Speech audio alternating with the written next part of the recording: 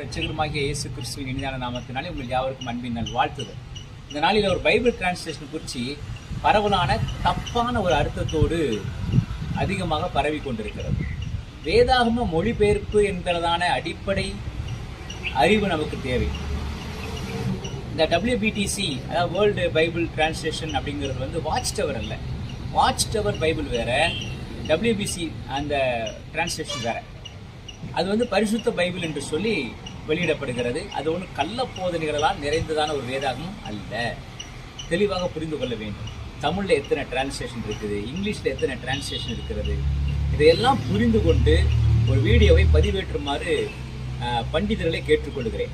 சில பேர் அவங்களுக்கு தெரிஞ்ச ஞானத்தில் ஏற்றி விடுறாங்க.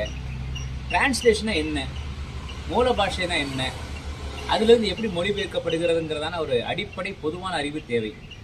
அப்படி இல்லாமல் தங்கள் வாய்க்கு வந்தது போல இப்போ நம்ம வச்சிருக்கிற ஹென்ரி பவர் தான் கரெக்டு, ஹென்ரி பவரில் இருக்கிறது இங்கே இல்லை, அதனால் இது வந்து கள்ள பைபிள் அப்படின்னு சொல்லிட்டு துணிந்து சொல்லாதீங்க.